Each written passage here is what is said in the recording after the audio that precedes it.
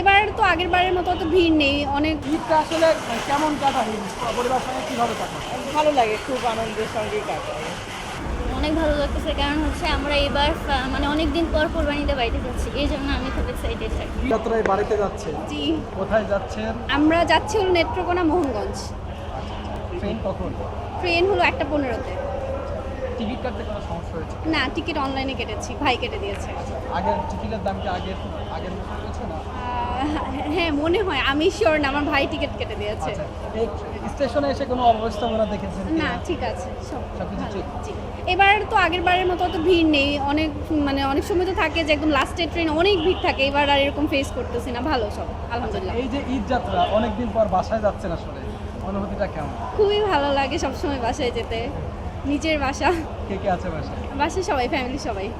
এই যে ফ্যামিলির সাথে ঈদ করা, জি। ঈদে আসলে কি করেন, ফ্যামিলির সঙ্গে কি করেন?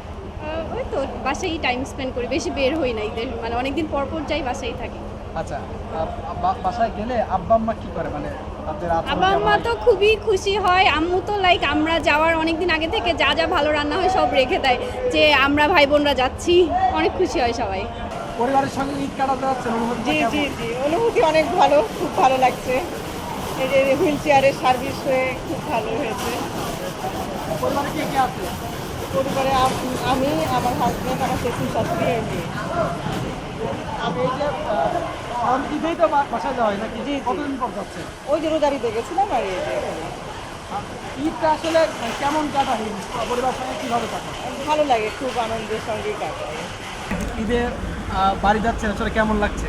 অনেক ভালো লাগতেছে, কারণ হচ্ছে আমরা এবার মানে অনেক দিন পর কোরবানিতে বাড়িতে যাচ্ছি, এই জন্য আমি খুব এক্সাইটেড থাকি। ঈদ আসলে উদযাপনটা, উপভোগটা গ্রামের বাড়িতে কেমন হয়, কেমন করা হয়? অনেকটাই ভালো লাগে, অন্যান্য মানে দিনের তুলনায় আমরা শহরে যেরকমভাবে বন্দি কারাগারের মধ্যে ঈদটা আসলে উদযাপন করি, গ্রামে গেলে আসলে অনেক ভালো লাগে।